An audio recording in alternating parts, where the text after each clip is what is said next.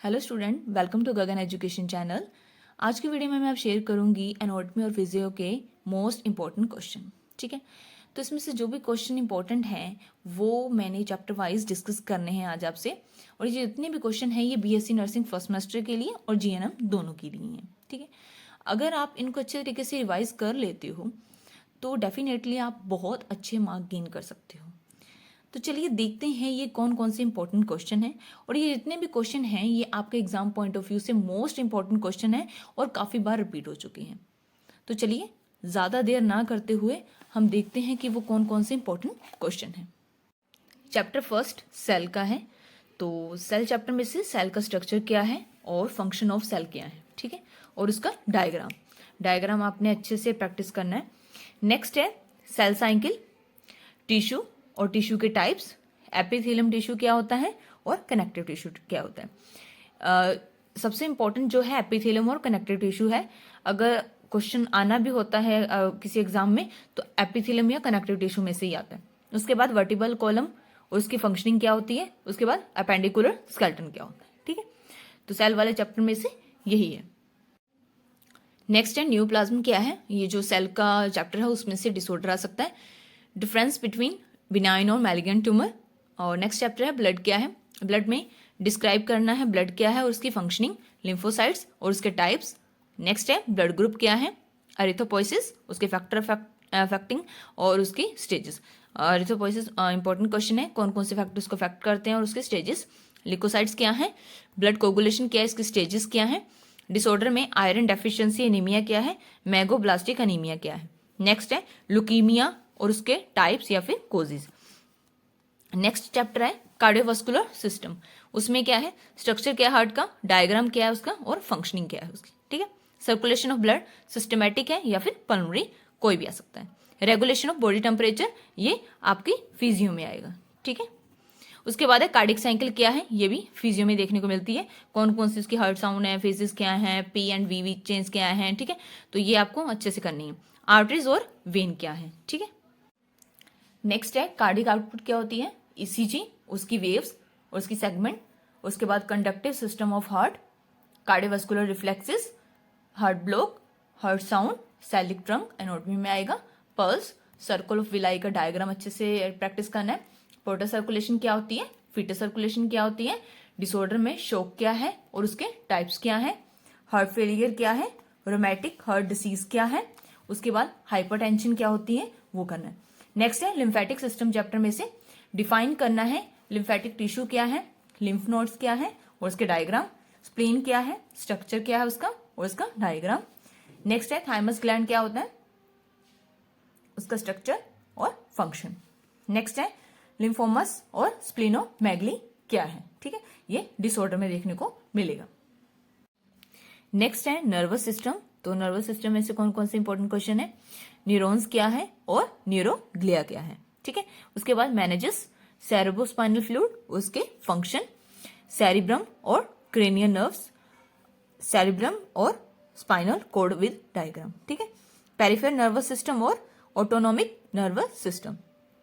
तो ये जितने भी आपको बताए हैं इन सबके आपने डायग्राम अच्छे से प्रैक्टिस करने हैं। ठीक है, डिसऑर्डर में से multiple sclerosis, peripheral neuropathy, spina bifida. ठीक है, नेक्स्ट चैप्टर है स्पेशल सेंसेस। तो उसमें से ईयर का स्ट्रक्चर क्या है, उसका डायग्राम। फिजियोलॉजी क्या है हियरिंग की, स्ट्रक्चर क्या है आई का और उसका डायग्राम। फिजियोलॉजी क्या है साइट की और मैकेनिज्म क्या है थर्मो रेगुलेशन की। ये किस में आ जाता है, फिजियो में आ जाता है। ठीक है, तो आप इसको भी अच्छे तरीके से रिवाइज कर लीजिएगा। ठीक है, ये जितने भी मैंने आपको ईयर का बताया है, चाहे हियरिंग का बताया है या आई का बताया, आई और ईयर का आपको अच्छे से डायग्राम रिवाइज होना चाहिए, अच्छे तरीके से उसको याद कर लीजिएगा। ठीक है, प्रैक्टिस अच्छे से होनी चाहिए। जो आप डायग्राम कर रहे हो उसका स्ट्रक्चर क्या है, ठीक है, उसकी फंक्शनिंग क्या है, अच्छे से याद करना है आपने उसका। नेक्स्ट है डिसऑर्डर, ग्लूकोमा डिसऑर्डर देखने को मिलता है। ठीक है, इसको भी आपने अच्छे से रिवाइज करना है। नेक्स्ट चैप्टर है एंडोक्राइन सिस्टम। उसमें पिट्यूटरी ग्लैंड क्या है, हाइपोथैलेमस, थायराइड ग्लैंड क्या है, उसका स्ट्रक्चर क्या है, एडर्नल ग्लैंड का स्ट्रक्चर क्या है। डिसऑर्डर में डायबिटीज मेलाइटिस क्या होता है।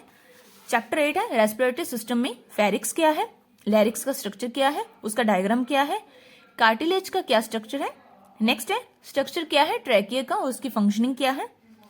स्ट्रक्चर क्या है लंग का, एल्वोलाई की स्ट्रक्चर क्या है और उसका डायग्राम। ठीक है, लंग का स्ट्रक्चर भी आ सकता है, एल्वोलाई का स्ट्रक्चर भी आ सकता है और उसका आपको डायग्राम भी बनाना आना चाहिए। ठीक है, डायग्राम को अच्छे से प्रैक्टिस करें ताकि आपको एग्जाम में इजी हो जाए। मसल्स ऑफ रेस्पिरेशन और एक्सचेंजेस ऑफ गैसेस। ठीक है, नेक्स्ट है मैकेनिज्म ऑफ रेस्पिरेशन या फिर फिजियोलॉजी ऑफ रेस्पिरेशन। उसके बाद है रेस्पिरेशन ट्रैक एंड उसकी फंक्शनिंग क्या है। डिसऑर्डर की बात करें ब्रोंकाइटिस, एम्फाइसीमा और अस्थमा। ठीक है, नेक्स्ट चैप्टर है यूरिनरी सिस्टम। उसमें स्ट्रक्चर क्या है किडनी का, फंक्शनिंग क्या है और उसका diagram. Process of urine formation किसमें देखने को मिलता है ये फिजियोलॉजी में, तो आप उसका डायग्राम भी अच्छे तरीके से प्रैक्टिस कर लेना। Explain renal angiotensin aldosterone system, short note on uterus और उसका फंक्शनिंग, मैच्योरेशन और शॉर्ट नोट ऑन नेफ्रॉन और उसका डायग्राम। ठीक है, नेक्स्ट की बात करते हैं डिसऑर्डर कौन कौन से आ सकते हैं। नेफ्रोटिक सिंड्रोम, जो नेफ्रोटिक सिंड्रोम है उसको आप अच्छे तरीके से रिवाइज कर लीजिएगा। डिसऑर्डर में नेफ्रोटिक सिंड्रोम और ग्लोमेरुलोनेफ्राइटिस। नेक्स्ट है स्किन चैप्टर, स्ट्रक्चर क्या है स्किन का और डायग्राम क्या है। स्ट्रक्चर ऑफ स्किन एनाटॉमी में आएगा। फंक्शन ऑफ स्किन ये इसकी फिजियोलॉजी में आ सकता है। Regulation of body temperature most important question है, ये भी फिजियो में देखने को मिलता है। Formation of vitamin D. ठीक है, विटामिन डी की किस तरीके से फॉर्मेशन होती है। नेक्स्ट है चैप्टर रेजिस्टेंट और इम्यूनिटी में इम्यूनिटी को अच्छे तरीके से कंप्लीट कर लेना। इनडेट इम्यूनिटी है, एक्वायर्ड है, तो कई बार ये भी क्वेश्चन देखने को मिल सकता है। नेक्स्ट है हाइपर सेंसिटिविटी और क्या है एड्स। चैप्टर 13 है मस्कुलोस्केलेटल सिस्टम। इसमें फंक्शन क्या है बोन के, उसके स्ट्रक्चर, उसके टाइप्स। उसके बाद एक्सियल और अपेंडिकुलर स्केलेटन क्या है, जॉइंट्स में से जॉइंट नॉर्मली क्वेश्चन आ सकता है। उसके बाद या फिर साइनोवियल जॉइंट्स क्या है, बॉल पाइवट और शोल्डर जॉइंट्स क्या है, हिप जॉइंट क्या है और स्केलेटन मसल फिजियोलॉजी क्या है वो पूछ सकते हैं। Neuromuscular junction, abdominal wall muscle. Disorder में रिकेट्स, ओस्टोपोरोसिस, ओस्टोमेलाइटिस। ठीक है, चैप्टर 14 में जेनेटिक्स का जो चैप्टर है उसमें से माइटोसिस और मायोसिस, ये भी इंपॉर्टेंट क्वेश्चन है, आप कर लीजिएगा। नेक्स्ट है रिप्रोडक्टिव सिस्टम में फीमेल रिप्रोडक्टिव सिस्टम का स्ट्रक्चर, मेल रिप्रोडक्टिव सिस्टम का स्ट्रक्चर और स्ट्रक्चर ऑफ ओवरीज। ठीक है, नेक्स्ट जो चैप्टर है वो हमारा न्यूट्रिशन का, जिसमें से शॉर्ट नोट आ सकते हैं जैसे कार्बोहाइड्रेट्स हो गया, प्रोटीन हो गया, फैट हो गया, मेटाबॉलिज्म हो गया और अब्जॉर्प्शन हो गया। इन सभी क्वेश्चंस को जितने भी मैंने आपको बताए हैं स्टार्टिंग से लेकर एंड तक, इन सभी क्वेश्चन को आपने अच्छे से रिवाइज करना है, अच्छे से प्रैक्टिस करना है, चाहे वो डायग्राम है, चाहे वो एनाटॉमी है, चाहे वो फिजियो है। ठीक है, अगर आप इनको अच्छे से रिवाइज करोगे तो बहुत से बहुत अच्छे मार्क आप गेन कर सकते हो। ठीक है, और thank you so much for watching my video. I hope you like it, and if you like my video, please share with your friends. Thank you so much.